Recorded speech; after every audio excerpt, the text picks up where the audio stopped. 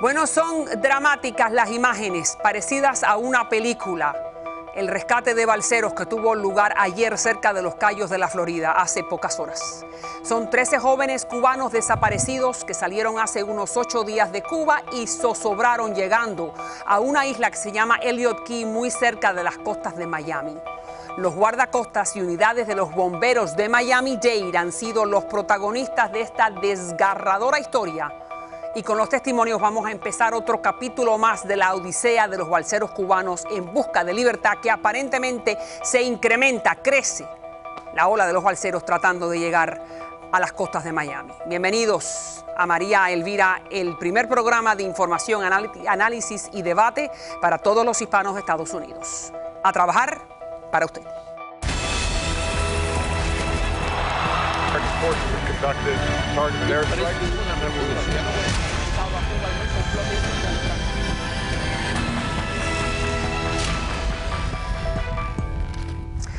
Bueno, sin duda que ustedes han visto estas imágenes, pero yo lo que quiero es analizarlas, imágenes desgarradoras de lo que ocurrió hace pocas horas cerca de las costas de la Florida. Son 13 muchachos que trataban de llegar a estas costas, son 13 que salieron de las costas de Cuba, 8 rescatados, de esos 8, 3 terminaron en el hospital, 5 aparentemente van a regresar a Cuba, 3 en el hospital y 5 van a regresar a Cuba. Otros 3 se cree que lograron nadar a las costas y los están buscando. Está con nosotros alguien que fue protagonista de este evento que ustedes están viendo en pantalla. Le damos la bienvenida a Antonio Hernández, jefe de División de Operaciones Especiales del Departamento de los Bomberos.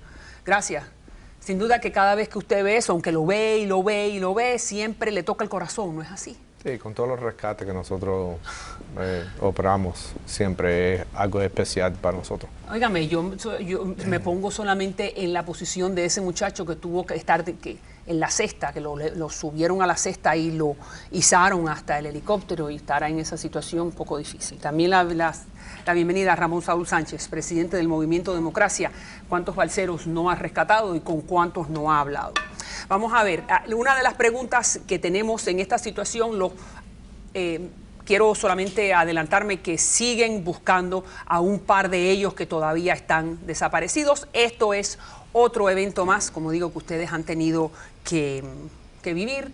¿Por qué enviaron a un grupo al escampavías y otro grupo lo enviaron a los hospitales de Miami? Bueno, los dos que estaban rescatados por Air Rescue North, el helicóptero de nosotros del norte, se llevó a Mercy Hospital, porque necesitaban ayuda médica. Y el que estaba rescatado por Air Rescue South, el helicóptero necesitaba combustible, se llevó para atrás a Miami para echarle combustible. A ese momento él estaba diciendo que le dolía el pecho y nosotros cogimos un rescue que lo llevara al hospital. Al hospital. Entonces, ¿qué es lo que pasa? Y está con nosotros también el teniente Mario Gil vía telefónica, que es del Distrito 7 de la Guardia Costera. ¿Cómo está, teniente?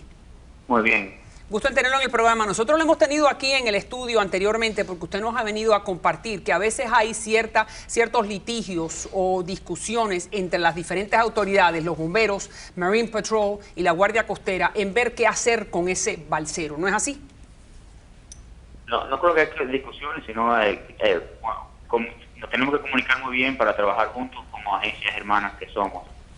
Lo más importante para nosotros, el servicio de guardacosta, al igual que nuestras agencias hermanas, es rescatar a estas personas y darle la ayuda que necesitan, cuando sea médica o... No, eso es la práctica. Sabemos que esa es la teoría. Yo lo que le estoy preguntando es la práctica. ¿Cómo es la práctica? ¿Cuál es la información que tenemos de primera mano sobre este caso? Bueno, ante todo quiero decir que tanto el Departamento de Bomberos como el Guardacosta de Estados Unidos arriesgan sus vidas, sin duda, salvando a las personas, y la primera palabra nuestra tiene que ser de gratitud para ellos, que lo hacen diariamente sin que nadie se lo reconozca y que sin que nadie se entere. Entonces solamente no podemos ver las cosas negativas. Pero sí, algunas veces hay preocupaciones. Ayer salió en un canal un reportaje donde hubo un encontronazo por radio entre oficiales del guardacosta y personal del rescate, donde el personal del guardacosta reclamaba que fueran llevados los balseros hacia las campavías. El personal del rescate decía: no, tenemos que llevarlo darle prioridad a la cuestión médica. Parece que hubo ahí una dificultad en ese momento y la pregunta de nosotros entonces tiene que ser mandatoriamente qué cosa es lo que sucede cuando esto no sucede a la vista pública, sino sucede en alta mar. ¿Se le da prioridad a la cuestión médica? Y ahí entonces, ¿dónde está la pregunta? Yo sé que usted me lo está diciendo cómo son las reglas, pero yo lo estoy mirando desde el lado político. ¿No será que la Guardia Costera quisiera tratar de regresar la mayoría de los cubanos que están llegando? Yo no estoy pasando juicios sobre la Guardia Costera, estoy diciendo que eso es lo que les gustaría a ellos hacer. ¿Cuándo es que eso no ocurre? No, Voy con usted, Gil, dígame. Lo más importante... Espera un momentico, le voy a dar la oportunidad al señor primero, al jefe de la División de Operaciones Especiales. Dígame, Hernández. Nosotros ayudamos a la Guardia Costa y ellos nosotros hacemos la decisión siempre para la paciente. Nunca en mi carrera yo he oído que la Guardia Costa nos han dicho a los bomberos que no lleve al paciente al hospital. Déjeme solamente frizar esta imagen o congelar la imagen. Vamos a ver si la podemos congelar. Dígame qué es lo que estamos viendo aquí. ¿Este helicóptero a quién pertenece? ¿A ustedes? Sí, ese pertenece a Miami-Dade Fire Rescue.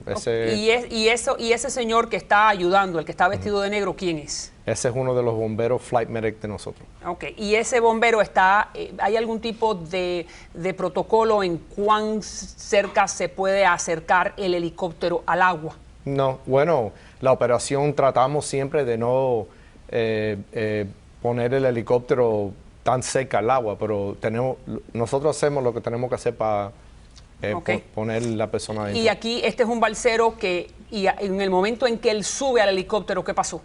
No, él sube. Cuando se sube, nosotros le ponemos los seatbelts y ya está dentro del helicóptero. Muy bien, pero entonces ese balsero termina cuando ustedes aterrizan en el hospital. En el hospital. Pero ¿cómo ustedes pueden determinar que ese balsero necesita ayuda médica? Muchos, si no todos los balseros que yo he visto, siempre necesitan ayuda. Siempre. Están dehydrated, están quemados. Deshidratados, y el trabajo de los bomberos de Miami-Dade Fire Rescue es llevar el paciente al hospital. Claro, pero entonces ahí es donde yo le pregunto quién determina cuán deshidratado está para que lo manden al escampavía o para que lo manden al hospital. Señora, yo nunca he estado en una operación que un balsero no está deshidratado. Claro, pero entonces volvemos. Algunos terminan en el escampavía. Yo le haría al oficial Gil es entonces cuando es en alta mar y no está cerca el rescate, ¿qué cosa hace el guardacosta con ese balsero deshidratado? ¿Me escucha, Gil?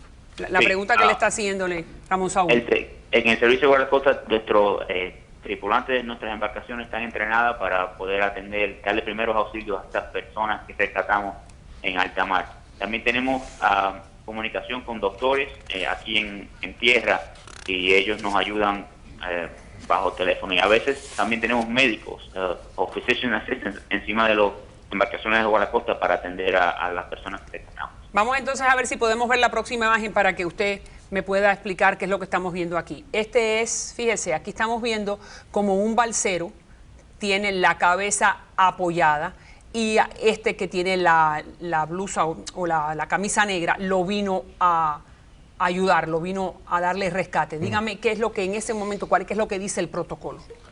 Bueno, ahí tú puedes ver que tienes un balsero físicamente tratando de aguantarse, así que ese balsero, en mi opinión, tiene, tú sabes, distress. Sí, necesidad. Los bomberos van a mandar el basket para abajo para tratar de recogerlo. Mírenlo ahí, este es el basket, ¿no? Sí, y entonces, ese es el rescue basket. Y entonces, vamos a ver si volvemos a poner esa imagen, donde entonces, dígame qué tipo de ayuda inmediata le tiene que dar la gente de su cuerpo cuando este muchacho está en el medio del mar y ya se ve que está no moribundo, pero que puede ser que esté desmayado. Bueno, la primera cosa que tenemos que hacer es sacarlo del agua y eso es el objetivo de nosotros. Ya cuando está sacando el agua lo ponemos adentro del helicóptero y él va para el hospital. Muy bien, y si la persona está desmayada, si el balsero como resulta ser que estaba desmayado, el primer muchacho, a ver si lo podemos volver a poner nuevamente. Nosotros también en el helicóptero tenemos divers, rescue divers, que they can deploy del helicóptero a ayudarlo, a estabilizarlo, hasta que el otro bombero adentro del helicóptero puede mandar el basket para abajo. Entonces, todo esto está bajo el mando del Departamento de Bomberos. Fire Rescue. Correcto. Del Departamento de Bomberos. Muy bien. Y entonces, en particular ahora, vamos a ver el otro video donde están los pescadores que le están tirándole agua. Y entonces ahí, la pregunta es por qué el pescador no logra subir a esos dos balseros a su embarcación. Es ilegal. Es ilegal que estos dos pescadores le suban a ese balsero a su embarcación. Al menos que tengan una situación, una condición perentoria, entonces sí le pueden asistir, pero inmediatamente tienen que llamar al guardacosta, porque de lo contrario estarían cometiendo un delito de tráfico humano, ¿no? Tienen que tener cuidado con eso.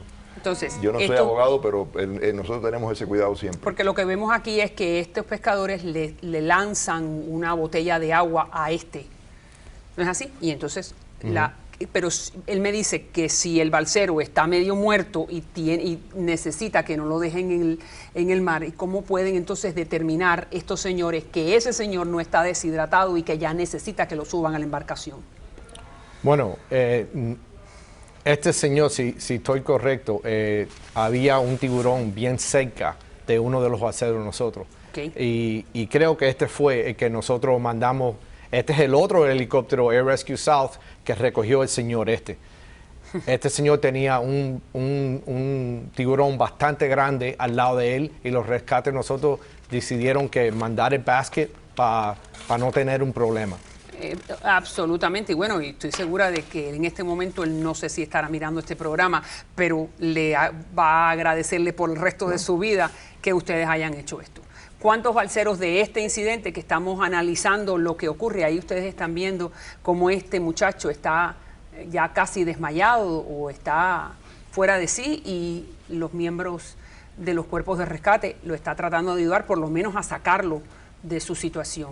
En este momento hay tres. Hay dos balseros perdidos en este momento, María Elvira, y hay algo que nosotros estamos luchando para que se modifique. El guardacosta de Estados Unidos da la información a los familiares a través de los congresistas. Esto introduce una labor, un procedimiento, mejor dicho, burocrático que demora el proceso, aunque los congresistas tratan de resolver rápidamente la información y el guardacosta también, de todas maneras, es muy demorado. Nosotros estamos solicitando al guardacosta que permita que el familiar pueda directamente solicitar del guardacosta esta información.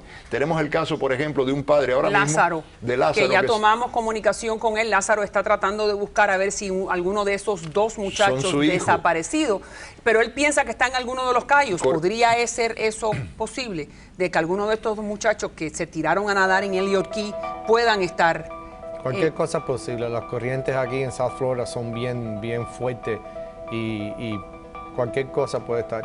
¿Y ustedes siguen en las tareas de búsqueda? No, nosotros paramos la búsqueda de nosotros ayer cuando traemos los pacientes que nosotros encontramos para los hospitales. ¿Y cuándo entonces quién entonces es el que va a seguir buscando por estos muchachos? El guardacosta ha seguido buscando y sigue en esa operación. Nosotros esta noche vamos a salir con el barco Democracia y una balsa para tratar de buscar en los cayos. No vaya a ser que ellos, teniendo miedo que sean repatriados a Cuba, no le respondan al guardacosta y estén escondidos en algún cayo. Nosotros, si lo identificamos, llamamos al guardacosta porque ya ellos son pies secos, no lo pueden repatriar a Cuba. Perfecto, muchas gracias. Lo siguen buscando y gracias por haber venido a explicar cuál es el proceso que ustedes viven día a día y nosotros reportamos las noticias. Un gusto. Ya regreso. Impactante exclusiva con el general Rafael del Pino, el militar de mayor rango que haya desertado de las filas castristas. Yo voy a hacerte una confesión. El general nos cuenta de primera mano los siniestros planes de Fidel Castro. Que iniciara un golpe nuclear preventivo contra este país. ¿Y ellos se atreven a hacer eso? Habla el general. ¿Cuántos militares están con usted, en otras palabras? A partir de este jueves en María Elvira. María Elvira a las 8 de la noche por Mira TV. La lucha por la democracia y la libertad se intensifica en cada rincón de Cuba. Desde hace décadas, Joe García ha sido siempre un compatriota comprometido con nuestra lucha. El futuro se decide dentro de Cuba, con luchadores como Guillermo Fariñas. Hoy, más que nunca, tenemos que estar a su lado, con más tecnología, más recursos y con nuestra presencia. Yo soy Joe García, yo apruebo este mensaje.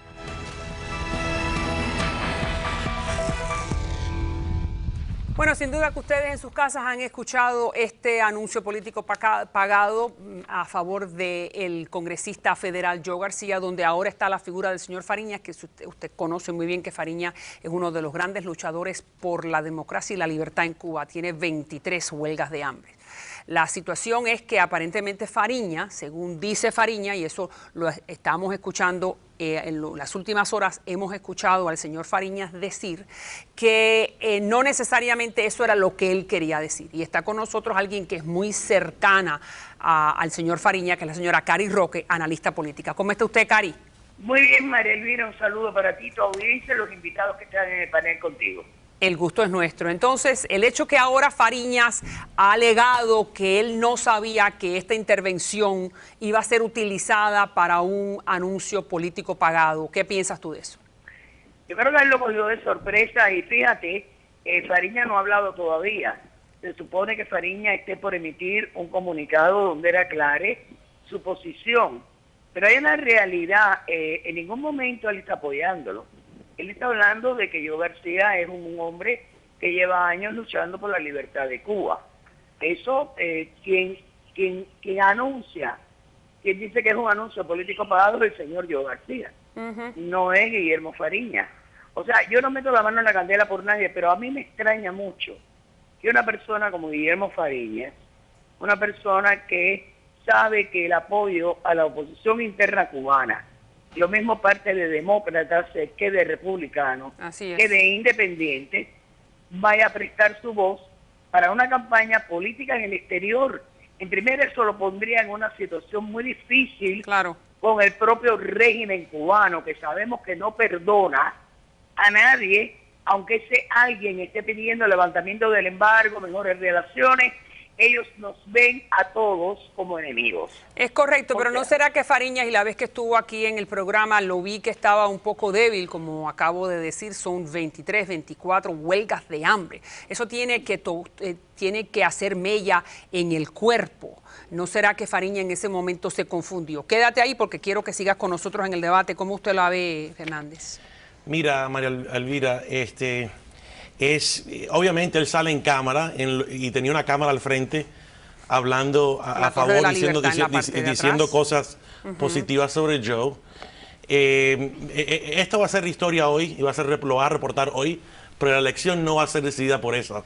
Como Joe dice, el futuro de Cuba se decide dentro de Cuba y el futuro del distrito aquí congresional se va a decidir por los votantes de ese distrito congresional. Pero también y ese distrito lo gana el que moviliza a sus votantes en mayor números. Así que esto es noticia hoy, pero esto no decide la elección. Yo no estoy muy de acuerdo con él porque yo siempre he visto que el tema de Cuba, independientemente que esté a 90 millas, influye grandemente en las elecciones en el sur de la Florida. Yo no entiendo lo que es el problema. Acá sale un señor, el señor Fariñas, que hace mucho tiempo está peleando para los derechos y las libertades de la gente de Cuba, que está apoyando a Joe García, que está peleando para los derechos y las libertades de la gente de la sur de la Florida. Los demócratas pelean para la gente pobre, la gente enferma, la gente que necesita ayuda. Yo no entiendo cuál es el problema, que una persona que hace lo mismo en Cuba está apoyando a alguien que está ayudando a la gente acá en el sur de la Florida. Bueno, porque me parece que lo que dice Cari Roque tiene razón, que Fariñas es meterse en una contienda electoral norteamericana, mientras que los mismos republicanos que demócratas tienen la misma meta de no apoyar al régimen de los Castro. Entonces, mira, María Elvira, yo tengo gran respeto a Fariñas y a todo disidente que hace lo que él ha hecho por la libertad de Cuba. Pero si esta elección es decidida por un disidente en Cuba, sería la primera elección decidida por un disidente que no vive en el distrito. No, pero es un el votante en el sur de la Florida está cambiando. El tema de Cuba sí es importante, pero la opinión de estos dos candidatos sobre Obamacare es importante. Lo que van a hacer para crear más empleos es importante. Lo que van a hacer y sus opiniones con respecto a Ebola y a la crisis peleando la crisis del terrorismo es importante. Así que el votante está cambiando. Ahora, y antes de dar la palabra, sin duda que son dos contiendas que son las que más atención están teniendo en estos últimos días en la Florida, que son la del gobernador, Scott versus Chris, y la de el señor Joe García versus el señor Curbelo. Entonces, por eso estamos concentrándonos en este pequeño ruido en el sistema. en los últimos días. El ruido es el ruido es que hace muchos años acá los cubanos, mayoría eran republicanos. El ruido es cuando sale alguien de fama, alguien que luchó para la libertad, cubano saliendo apoyando a un demócrata. Porque creo que la gente, y más o menos la gente más joven, se están dando cuenta que son los demócratas que están apoyando a la gente cubana, no los republicanos sacando ventaja al miedo de los cubanos y de los comunistas. Mira, lo preocupante, la única cosa preocupante para Joe García, yo llevo 20 años en la política y fui director de la campaña de Bush a nivel nacional para la reelección. Si yo iba a anunciar que María Elvira Salazar estaba endosando a Bush, yo antes de hacer ese anuncio conseguía una declaración firmada que tú me estabas endosando al presidente Bush en la elección. Bien. La campaña de Joe debería haber hecho eso. Y no sabemos si lo hizo. Y tal Se vez lo lo vamos hicieron, a tal vez lo preguntar hicieron. mañana, porque mañana todo indica que el señor Joe García va a estar aquí con nosotros en el programa, que le vamos a dar tiempo igual, el mismo tiempo que le dimos ayer al señor Curbelo. Ahora, la realidad es esta. Fariña es uno de los hitos en la lucha en contra del castrismo. Sí. Si el señor Fariñas está en un anuncio junto con Joe, hace que la luz de muchos de los votantes recalcitrantes, como le llaman, vean a Joe de una manera más benévola. Bueno, Entonces, Fariñas supuestamente estaba ayudando a Joe. No, supuestamente no. Está enfrente de una cámara, parado al lado de Joe, diciendo que este es un hombre que lucha para la gente. Acá lo extraño es que no estamos acostumbrados en South Florida a los cubanos apoyando a los demócratas. Así que cuando lo estamos viendo más ahora, y creo que la mitad de la gente acá, los republicanos, no están acostumbrados a eso. Ok, entonces vamos contigo, Caridad, te doy la palabra. La realidad es que... en te realidad escucho, Cari. Sí, yo me asombro de el señor que está hablando de los cubanos, porque en realidad yo creo que nosotros los cubanos, en lo que toca el tema de Cuba, no hemos tenido partidismo. Podemos tener nuestras preferencias, pero por ejemplo yo, de la misma manera que me he entrevistado con el presidente Bush, lo hice con el presidente Obama, y si mañana tengo que entrevistarme nuevamente con Obama, lo hago, porque es la libertad de mi país. Claro. Ahora, yo creo y considero que también en cuanto al tema de Cuba, no debemos envolvernos tanto en la bandera cubana a la hora de hacer campañas políticas en Estados Unidos. Hay muchísimos temas importantes por los cuales hablar. ¿Usted piensa que Fariña hizo bien, independientemente si él sabía exactamente lo que estaba haciendo o no, en mencionar el nombre de Joe García en un comercial? Si a él le piden una opinión de Joe García y él tiene esa opinión de Joe García, él no tiene por qué inhibirse de decirla. Ahora, de ahí a que inserten esa opinión en un anuncio político pagado, hay mucha distancia. Muy bien, vamos a ver Eso si tiene es ese release. lo único que tendríamos que ver. Si él lo sabía, si no lo sabía, él ha dicho que le ha tomado por sorpresa. La palabra la tiene el señor Fariñas. Gracias a ambos, sin duda que está reñida. Gracias nuevamente. Mañana Joe está aquí con nosotros. No se vayan. Terroristas de ISIS fueron interrogados en una prisión kurda al norte de Siria por el periodista Ivan Watson de la cadena CNN. Un tal Suleimán, de origen sirio y visiblemente aterrorizado, llegó con los ojos tapados al lúgubre y sucio cuarto gris de la prisión. Temblaba de miedo y Watson, al mejor estilo americano, le informó que no tenía que hablar si no se sentía confortable. Pero habló y se inculpó de la muerte de muchas personas, entre las que se encontraba un primo de él, al poner un carro bomba en las cercanías de una base kurda y que por ello había cobrado la cantidad de $3.600. Dice haber sido forzado a hacerlo so pena del asesinato de su familia toda. Y se aprovechan, cito, de nuestras mentes y de nuestra pobreza, y llegó a decir este infeliz Suleimán. Otro de apenas 19 años mostró las heridas de sus combates a favor de ISIS, que les droga y les manipula y asegura la existencia de combatientes foráneos, inclusive de origen chino. Mi reflexión es que estamos ante un conflicto mundial de magnitudes aún desconocidas que está pronto a llegar a tierra norteamericana. Por ello me pregunto, ¿no creen que llegó la hora de poner coto al Islam a nivel mundial, alejarlos de nuestras comunidades a las que ellos consideran infieles? Esto es Parte de Guerra. Les habló Bernardo Jurado para María Elvira Salazar.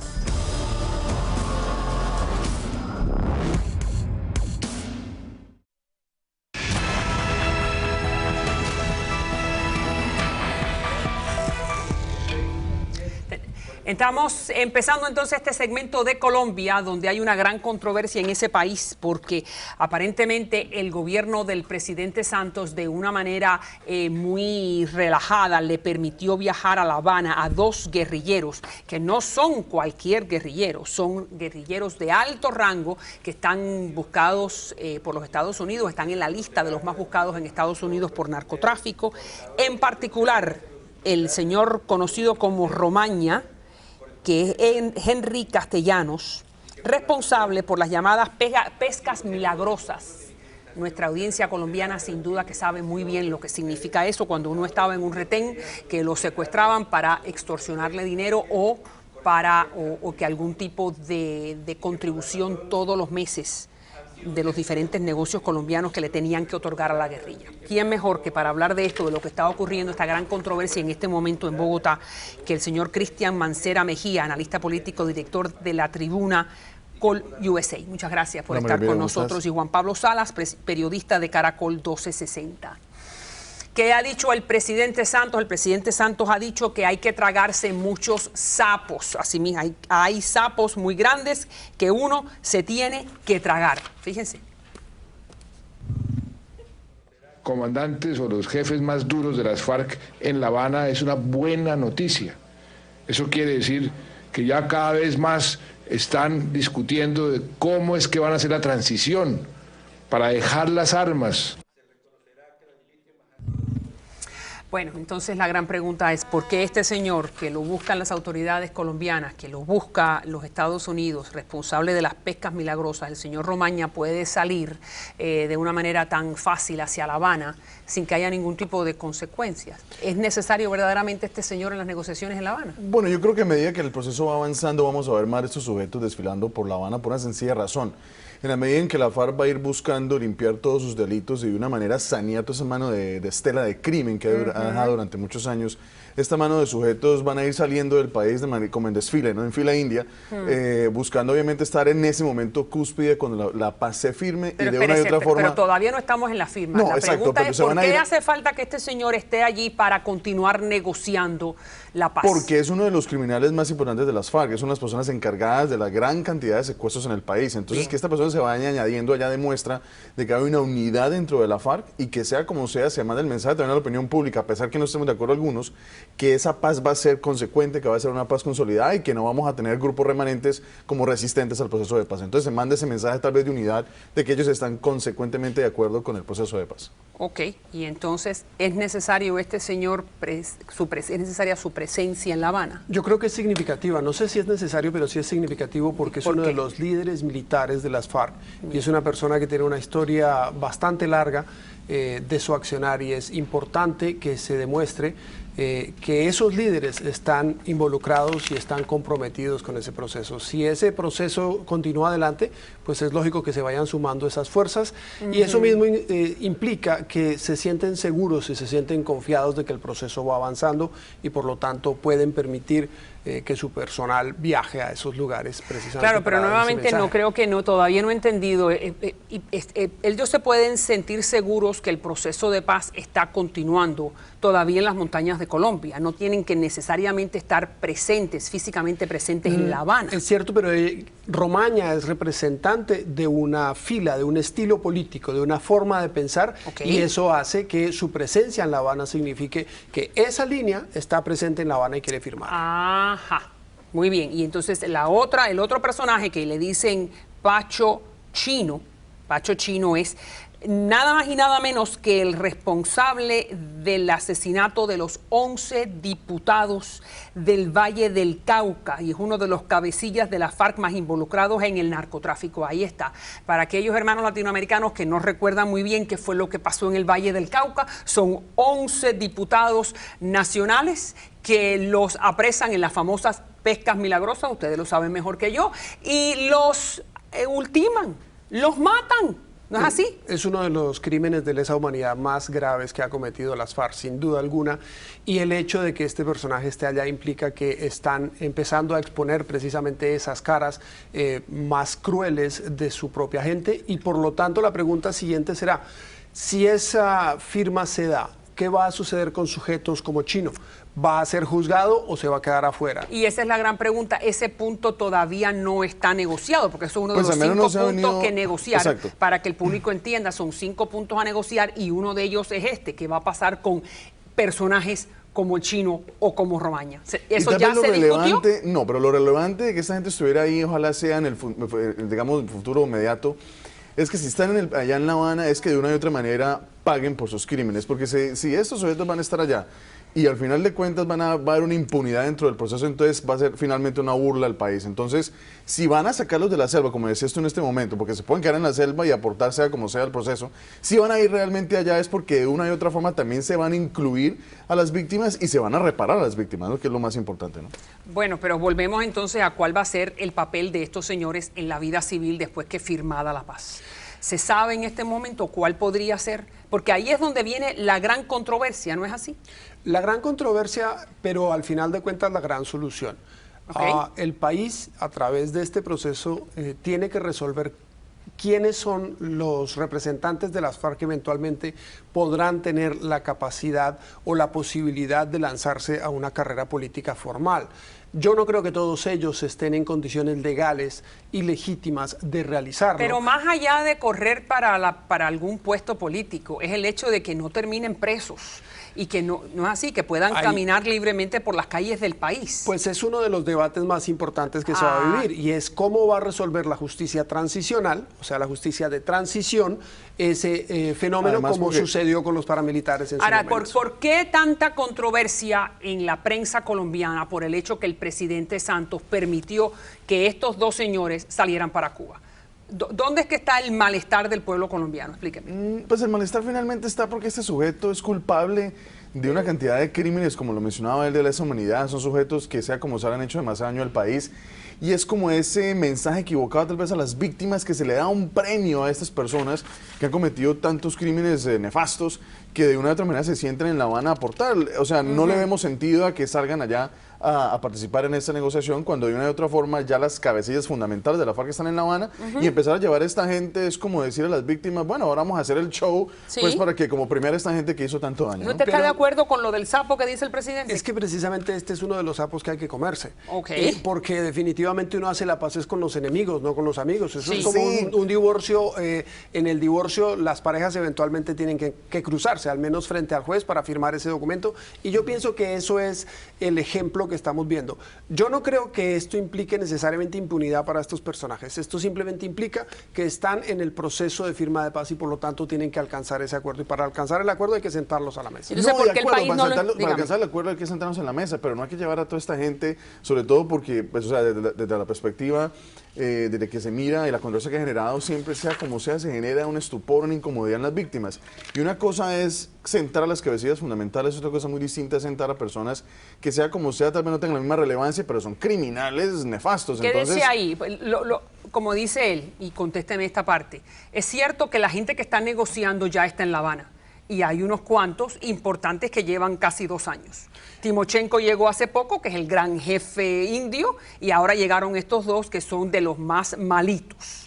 Entonces, la pregunta es, le vuelvo a decir, ¿por qué hacen falta estos 3? Si ellos, vamos a ayudarlos con este argumento, ¿no será que algunos consideran de que, mismo como lo ha dicho el presidente Santos, para no esperar 3 o 4 meses en lo que va y viene el mensaje, es mejor que ya estén en La Habana y que allí ellos hablen entre sí? Para mí esta es una señal clara que están enviando las FARC. Hay consenso al interior de las FARC, hay consenso en su liderazgo de que este es un proceso que tienen que defender. Yo pienso que esta es una señal de las FARC diciéndole al país, estamos comprometidos con este proceso y vamos a continuar, porque a ellos les cuesta mucho esfuerzo convencer a la gente de Colombia de que tienen una palabra y que la van a cumplir. Porque la palabra que han cumplido hasta ahora es la de la violencia. Ahora pero y la presencia de ellos... Pues precisamente eso, dígame, cada uno de ellos es una corriente, una línea, y esa línea se hace presente en La Habana, dispuesta a firmar el acuerdo. Si seguimos esa línea de pensamiento, Juan Pablo, entonces habría que también, tenemos que ver entonces a tal alias El País, que es otro criminal nefasto de la FARC que también está en el monte y es jefe de un frente guerrillero importante. Si seguimos en esa línea, entonces vamos a ver a todos esos sujetos, los van a salir como extrayendo de la selva, y ese es un miembro importante de la FARC que está haciendo mucho daño en el país, ¿no? Entonces, si es la misma línea, tendremos que verlo también a él ahí sentado. Pero ¿no? si eso se da eventualmente, quiere decir que las mismas operaciones de las FARC van a ir bajando militarmente de capacidad porque sus líderes van a estar saliendo. Pero ¿quién dice eso? Y me parece que es interesante lo que me dice, pero en realidad es factible. Por el hecho de que el jefe esté ausente no significa que no siguen tirando tiros, pero ¿no? el liderazgo es el liderazgo. Cuando el líder no está, quiere decir que su tropa se siente con tranquilidad para permitirle que se vaya y quedarse un poco más tranquilo. Bueno, pues eso depende, ¿no? Eso puede ser, pues, sí, claro. Eso es variable, ¿no? Pero... ¿Usted cree que la paz se firme dentro de los próximos 6 meses? No, tal vez no 6, yo creo que un poco más. Yo creo que toma más tiempo. Y aquí hemos tenido otros. ¿Se va a demorar hasta el próximo año? Hasta el próximo año, y que podría terminar el presidente Santos su segundo mandato y todavía la paz no está firmada. No, pero mira, lo más peligroso es el mensaje que yo quiero mandar a la gente es de que hay que evitar al costo que sea que sí, que el acuerdo que va a refrendar la paz se firme de acuerdo, digamos, simultáneamente el mismo día de otras elecciones. Eso no se puede permitir, tiene que ser una elección aparte para poder que el pueblo colombiano tenga la independencia de poder votar tranquilo sin que haya elementos externos que vayan a influenciar de manera negativa. Eso no depende de Santos. Esto se suponía que eran 6 meses para llegar a la paz y llevan 2 años. No, yo estoy seguro de que nunca hubo un calendario claro y fijo desde un pero comienzo. Eso no es lo que dice el presidente. Eso puede haber sido una promesa que él puede haber hecho, pero en este tipo de procesos no se puede poner un calendario de esa índole porque queda uno atrapado, y eso fue lo que dijo el mismo señor de la calle, el jefe de negociadores del gobierno. Ponerle una fecha a este tipo de procesos es en realidad ponerse la soga al cuello, porque eso significa que le está dando uno a su enemigo. Tampoco lo pueden dilatar 4 años más, ¿no? Claro, pero les da la capacidad de decir, o me da lo que quiero o le rompo el acuerdo, y por eso tampoco hay tregua, porque darles la tregua es decirles en cualquier momento que usted no me dé lo que yo estoy pidiendo, le rompo y algo la importante tregua. es que es importantísimo que se paguen un mes de cárcel para poder mandar un mensaje positivo a la gente, que la gente le crea bueno, la paz. Pero eso es lo que hay que ver, es cómo se negoció, cómo van a pagar los crímenes estos señores que ahora están en La Habana. Y en La Habana, buen lugar donde han escogido. Gracias a ambos. Ya regreso. Gracias a ti.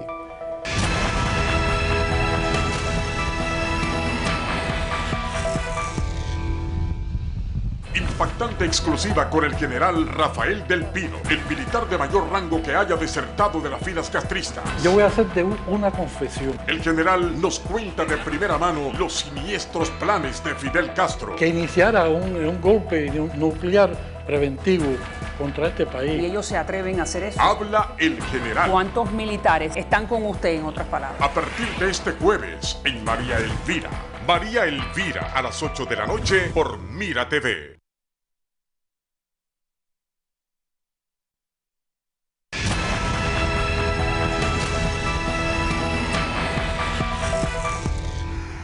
Esta es la historia del señor Antonio Pérez Yoli, que Pérez Yoli llegó a nuestro programa a través de las páginas del internet. Yo siempre pido en el quinto segmento que usted me escriba o que si usted quiere compartir con nosotros una anécdota de vida importante, que lo haga. Bueno, pues aquí ahí está la primera, y le doy muchísimas gracias a Pablo Antonio por venir a mi programa después de haberse comunicado con nosotros hace solamente una semana.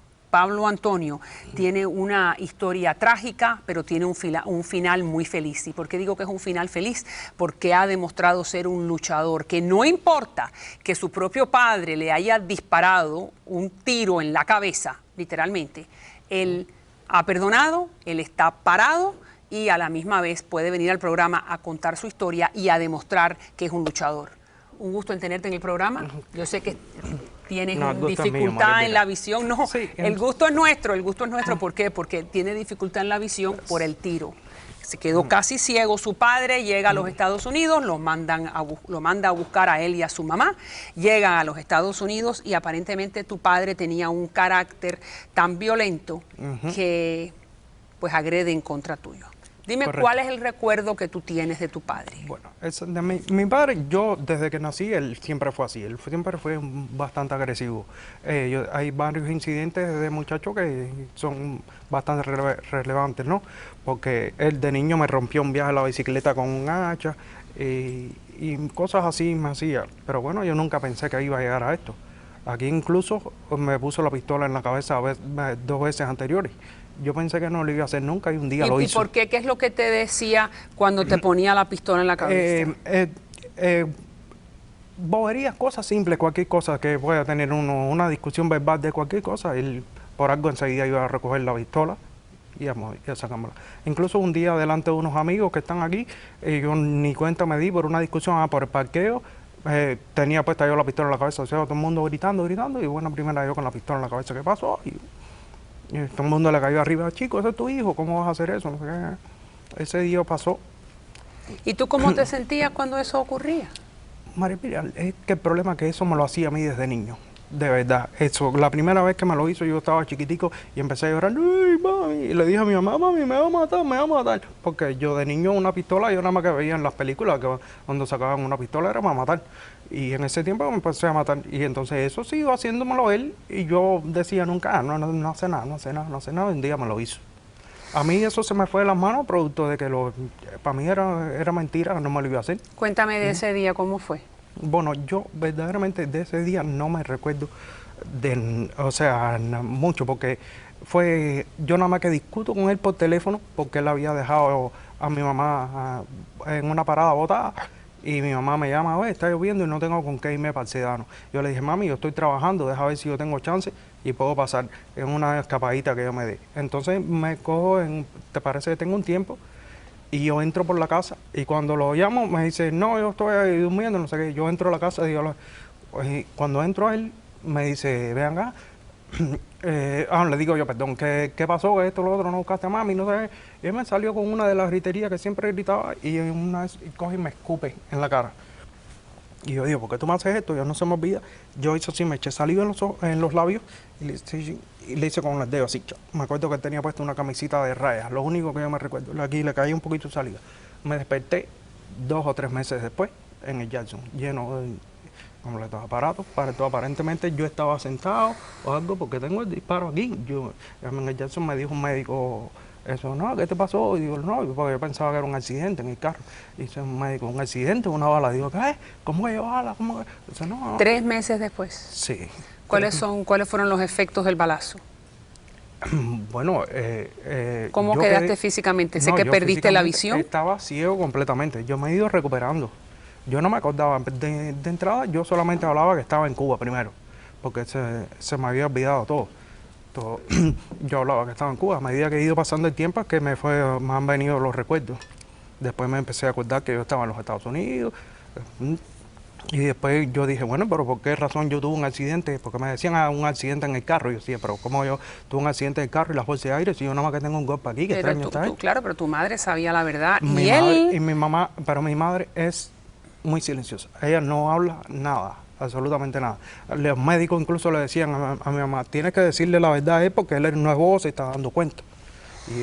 ¿Qué pasó con tu papá? Mi papá dicen que se mató, él no, o sea... Dicen que se mató. Sí, me dijeron, eso me lo tuvo que decir ella porque yo me estaba dando cuenta, ¿dónde está él? Porque me decían, no, él se fue para Cuba, él se fue para Cuba. ¿Pero cuál es la verdad? Ya ella te la contó. La verdad es que se mató, sí, mi mamá me dijo, no, sí, él te disparó. Sí, la madre está aquí con nosotros en el estudio. Mi mamá fue lo que me tuvo que decir la verdad. Yo entonces le dije, ¿me dices la verdad? Pero él se mató por remordimiento, porque me estaba explicando uno de los médicos que parece que dice, el cerebro tiene como una parte que cuando uno no se da cuenta, se dispara y ese es el momento que él cogió ese arranque y lo hizo y parece que se dio cuenta de lo que te hizo y se disparó. Dicen que los sesos de él estaban pegados a la pared. ¿Y lo perdonaste? Yo tuve que perdonarlo porque verdaderamente estaba viviendo con un odio por dentro que me estaba consumiendo. Claro. Y yo dije, yo no puedo seguir viviendo con esto, que lo único que me está haciendo daño a mí. Verdaderamente me di cuenta que el único que ha sufrido en esto soy yo, porque él al final se fue. Sí, y es la lección que te hace tan grande, ¿no? Sí. La lección que queremos compartir con el resto del público y la audiencia que nos está mirando, cómo uno puede perdonar en realidad cualquier cosa, incluyendo que un padre, que supuestamente es la persona que te tiene que cuidar, ¿no? Los padres son la relación primaria que uno tiene, que el padre es el que te agrede y te deja. ¿Estuviste ciego 3 meses? No, yo vine a recuperar la vista, fui a las clases en Lighthouse y todo, yo vine a recuperar la vista como un año después, quizás, año y pico. Muerto casi 2 meses, ¿no es así? Estuve, sí, literalmente muerto 2 meses. Yo entré el 20 de mayo del 2009 y salí en agosto del 2009 del Jackson. Tú eres el perfecto ejemplo de lo que se llama la violencia doméstica, no solamente en contra de tu madre, sino en contra de los hijos. Entonces, a esa persona que te está mirando, que vive una situación similar a ti, ¿Tú qué le dices? No, yo lo que le digo a las personas que tienen que saber bien claro quién tienen en la casa y si tiene armas. Porque el problema es que ya aquí no se discute y como en Cuba que puede existir una violencia doméstica, que le diste una galleta a una persona, no, aquí van enseguida y a buscar la pistola. Claro, pero la violencia se puede generar con pistola o con cuchillos o con armas blancas. No necesariamente tiene que tener una pistola. Sí, puede darte un navajazo o un cuchillazo. Sí, pero el navajazo o cuchillazo tiene la posibilidad de quedar vivo. La pistola es más probabilidad de morirse. Y bueno, y tú, gracias a Dios, quedaste vivo. No, yo pienso que... Y te agradecemos mucho que hayas escrito este programa, te contesté y aquí estás, casi una semana después, para que ustedes vean que en realidad cuando hay casos meritorios como este, nosotros siempre los invitamos a que vengan al programa. Todo nuestro respeto, todo nuestro cariño y muchas gracias, que Dios te bendiga y que sigas prosperando y progresando. Y un saludo también a tu madre, que sin duda la carga es más grande que este estudio. Ya regreso.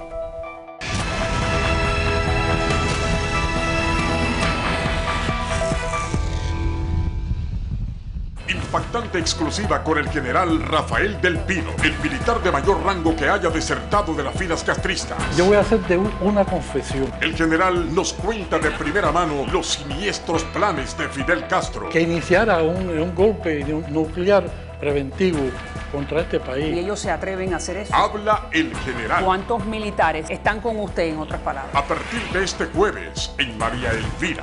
María Elvira a las 8 de la noche por Mira TV.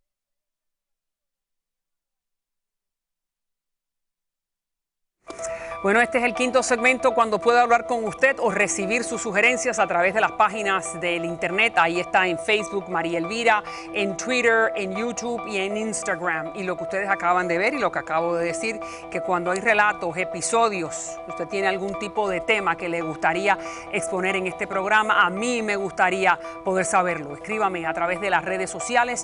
Con un gusto vamos a trabajar para usted trayéndole este tipo de historias tan conmovedoras como la que acabamos de escuchar ahora mismo. Gracias por estar con nosotros. Vamos entonces a leer un mensaje que me llegó en las últimas horas de Mabel Saborido. Vamos a ver qué dice Mabel. Una excelente entrevista a Carlos Curbelo. Eso fue ayer. Preguntas concisas y al grano. Espero tenga a Joe García pronto. Lo tengo mañana. Y sobre todo cuando estamos hablando del incidente con el señor Fariñas. Como siempre digo al final de todos los programas, si Dios contigo, ¿quién contra ti? Nadie. El pelo, ¿quién mejor que Bobby? La cara, Dania, y el atuendo de la señora Gabriela Arango, la mejor en el sur de la Florida.